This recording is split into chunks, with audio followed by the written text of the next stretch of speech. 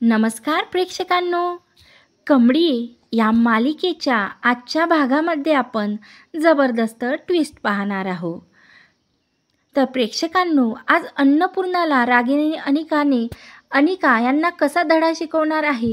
नक्कीच आता कमळी या रागिनीच्या प्लॅनमधून वाचून फायनल कबड्डी मॅचमध्ये पोहोचणार का, आणि कमळी किडनॅप झाल्यानंतर तिला कोणी वाचवणार का, ती स्वतःची सुटका स्वतःच करणार का, ती फायनल मॅचमध्ये पोहोचू शकणार का.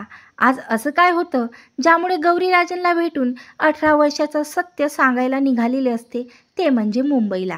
हे सर्व आपण या व्हिडिओद्वारे पाहणार आहोत. म्हणून प्रेक्षकांनो, व्हिडिओ शेवटपर्यंत पहा. आवडल्यास लाईक आणि सबस्क्राईब करा. इकडे मात्र आता प्रेक्षकांनो, कमळीची बी टीम ही विजेता झालेली असते आणि फायनल मॅचमध्ये म्हणजे फायनल कबड्डीच्या मॅचमध्ये पोहोचलेली असते. तर आता साहेब बोलतो, बी टीम, आज तुम्ही जशी एनर्जी दाखवली ना, तसंच तुम्हाला उद्यासुद्धा दाखवायची आहे, असं साहेबा बोलतो. हे विसरायचं नाही आहे. आता तुम्ही फायनल कबड्डीच्या फायनल मॅचमध्ये पोहोचला आहात आणि आता तुम्हाला पूर्ण एनर्जी दाखवून आपल्या ऋषी सरांचं आणि तुमच्या सर्वांचं स्वप्न तुम्हाला स्वतःलाच पूर्ण करायचं आहे. हे विसरून चालणार नाही. तर आता सर्व मुली म्हणता, यस सर, आम्ही नाही विसरणार. आम्ही आजच्यापेक्षा खूप चांगलं उद्या खेळणार आणि ही ट्रॉफी आपल्या कॉलेजलाच मिळवून देणार. तर आता साहेबा बोलतो, ठीक आहे, आता सर्वजणी हॉस्टेलवरती जा आणि आराम करा, कारण आता तुम्हाला उद्या सकाळी उठून प्रॅक्टिससुद्धा करायची आहे आणि उद्या सकाळी तुमची 11 वाजता कबड्डी फायनल मॅचसुद्धा आहे. त्यासाठी तुम्ही लवकरात लवकर हॉस्टेलवर जा आणि लवकरात लवकर उद्या सकाळी ग्राउंडवरती हजर राहावं लागणार. त्यामुळे आता तुम्ही लगेच हॉस्टेलवरती निघा. तर आता सर्व मुली हॉस्टेलवरती निघता. मात्र बी टीम इतकी खुश असते कारण ती आता कबड्डीच्या फायनल मॅचमध्ये पोहोचलेली असते. पण इकडे प्रेक्षकांनो, आता कबड्डीच्या फायनल मॅचमध्ये कमळीची बी टीम पोहोचलेली आहे हे विचार करून मात्र अनिकाला खूप राग आलेला असतो. आता अनिका रागिनीसमोर बोलते, मॉम, तू असं काहीतरी कर ना गं, जेणेकरून ना ही कमळी टमळी ना उद्याच्या फायनल मॅचला पोहोचलीच नाही पाहिजे. आणि ती जर फायनल मॅचला पोहोचलीच नाही तर तिची बी टीम काहीच करू शकत नाही, कारण ही कमळी फक्त त्यामधली स्ट्रॉंग खेळाडू आहे आणि कमळी नसल्यामुळे निगीसुद्धा खूप डिस्टर्ब होईल आणि तिच्यामुळे सुद्धा काहीच ती करू शकणार नाही आणि या ट्रॉफीची विनर होणार मी, अनिका, असं ती रागिनीला बोलते. तर आता ग्रॅनी, नाही तर प्लीज मॉम, तू काहीतरी कर. तर मात्र प्रेक्षकांनो, आता रागिनीच्या डोक्यात एवढा मोठा भयंकर प्लॅन येतो, ते ऐकून तुमच्यासुद्धा पायाखालची जमीन सरकेल. तर इकडे आता रागिनी सरळ कामिनीला काहीही न सांगता सरळ एका गुंडाकडे जाते आणि त्या गुंडाकडे रागिनी अनिकालासुद्धा घेऊन जाते आणि तुला लागतील तेवढे मी पैसे मोजणार, फक्त तुला माझं एक काम करायचं आहे. बोल, तू जेवढे बोलणार ना तेवढे पैसे मी मोजणार. आता तर गुंड बोलतो, ठीक आहे मॅडम, बोला, काय काम आहे, कोणाला मारायचं आहे का. तर ती बोलते, मारायचं नाही आहे, फक्त उद्या संध्याकाळपर्यंत एका मुलीला तुम्हाला अशा ठिकाणी डांबून ठेवायचं आहे ना, जेणेकरून तिचा आवाजसुद्धा बाहेर येणार नाही आणि उद्या संध्याकाळपर्यंत ती सुटणारसुद्धा नाही. ही जबाबदारी तुमची. तर आता गुंड बोलतो, ठीक आहे. तर असं त्या दोघांमध्ये, रागिनी आणि त्या गुंडांमध्ये डील झालेली असते आणि ती लगेच रागिनी आपल्या पर्समधून फोटो काढून त्या गुंडाला देते आणि तो फोटो असतो प्रेक्षकांनो आपल्या कमळीचा. तर आता या रागिनीने आता कमळीला डांबून ठेवण्याची एका सुपारी किलरला पैसे दिलेले असतात, तिला 1 दिवसासाठी डांबून ठेवण्यासाठी, जेणेकरून ती फायनल मॅचमध्ये पोहोचू शकणार नाही. तर आता त्यानंतर ठीक आहे, तो गुंड बोलतो, ठीक आहे मॅडम, उद्या 6 वाजता मी तुम्हाला कॉल करून सांगणार की काम झालं की नाही. त्यावर आता रागिनी बोलते, हे अर्धे पैसे घ्या आणि अर्धे पैसे काम झाल्यावर मी तुम्हाला देणार. तर आता तिकून त्या अन्नपूर्णा निवासमध्ये मोठ्या आनंदाने दोघीजणी निघून जातात. मी आज त्या उद्या कमळी ही फायनल मॅचमध्ये पोहोचू शकणार नाही, असं बोलत त्या दोघी आता अन्नपूर्णा निवासमध्ये जातात. तर इकडे प्रेक्षकांनो, कमळीची आई मात्र खूप अस्वस्थ झालेली असते की आता रागिनी, कामिनी आणि घर जाळून टाकल्यामुळे आता ती वर्षेच्या घरीच राहत असते. मात्र तिच्या मनात सतत चिंता जाणवत असते, ती म्हणजे कमळीच्या चिंतेने तिला काही झोप येत नाही.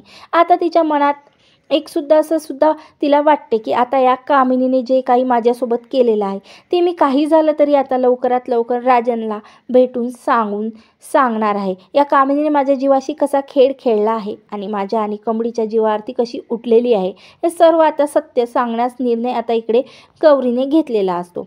तर प्रेक्षकांनो, तर आता दुसरीकडे निगी हॉस्टेलवरती रूमवरती खूप आनंदी असतात आणि कबड्डीचं बोलणं त्यांचं चालू असतं. तर आता निगी कमळीला म्हणजे कमळी बोलते निगीला, गुपचूप झोप बरं का, आपल्याला पहाटे 5ला उठायचं आहे ना, माहिती आहे ना तुला, आणि लगेच आपल्याला 5 वाजता 2 म्हणजे प्रॅक्टिस करायची, आपल्याला फायनल मॅचसाठी ग्राउंडवर पोचायचं आहे, हे तुझं लक्षात आहे ना, नाहीतर आपल्याला साहेबा सर ओरडतील बरं. तर आता निगी बोलते, हो ग कमळे, झोपते ना मी, नाही करत बडबड, झोप तू पण आता. तर आता प्रेक्षकांनो इकडे दोघेही रूमवरती झोपी केलेले असतात. तर आता ज्या सुपारी किलरला रागिनीने पैसे देऊन 1 दिवस डांबून ठेवायचं सांगितलेलं असतं कमळीला, तो आता गर्ल्स हॉस्टेलवरती पोहोचलेला असतो कमळीच्या रूममध्ये. तर आता जेव्हा त्या दोघी झोपलेल्या दिसतात तर तेव्हा तो आता त्याच्या खिशातून फोटो काढतो आणि बघतो त्याच्यातली नेमकी कमळी कोणती आहे. तर आता सर्वप्रथम त्या दोघींना तो बेशुद्ध करतो की जेणेकरून कसलाही प्रॉब्लेम होणार नाही आणि कमळीला आपल्यासोबत घेऊन जातो. तर प्रेक्षकांनो, आता निगीला तर काहीही माहिती नसतं की कमळी कुठे गेली, कमळीला कुणी घेऊन चाललेलं आहे, कारण आता त्या सुपारी किलरने, त्या गुंडने निगीलासुद्धा बेशुद्ध केलेलं आहे आणि कमळीलासुद्धा असं मोठ्या हुशारीने तो सुपारी किलर त्या कमळीला आपल्यासोबत घेऊन जातो. तर प्रेक्षकांनो, आता इकडे दुसरीकडे सकाळी कॉल येतो, तो म्हणजे रागिणीला. तर आता रागिणीला तो गुंड बोलतो, मॅडम तुमचं काम झालेलं आहे. तर आता ठीक आहे म्हणून रागिणी कॉल कट करते आणि लगेच आता अनिका बोलते, मॉम यस यस, आता ती कमळी टमळी ना आता फायनल कबड्डी मॅचमध्ये पोचू शकणार नाही, खरंच तो खूप छान प्लॅन केला आहे, एवढंच ती आता असं रागिणीला बोलते. तर प्रेक्षकांनो इकडे आता हा सर्व प्रकार ऐकलेला असतो तो म्हणजे अन्नपूर्णा आजीने. तर आता अन्नपूर्णा आजी विचारात पडलेली असते की नक्की रागिणीने असा कोणता प्लॅन केलेला आहे की जेणेकरून कमळी ही पोचू शकणार नाही कबड्डी मॅचला. तर आता प्रेक्षकांनो लगेच ती कसलाही विचार न करता सकाळीच हॉस्टेलवरती निघून जाते आणि हॉस्टेलवरती गेल्यावरती निगी कमळीला शोधत असते, पण कमळी कुठं मिळत नसल्यामुळे त्यामुळे पूर्ण बी टीम घाबरलेली असते. तर आता प्रेक्षकांनो तेवढ्यातच तिथे येते अन्नपूर्णा आजी.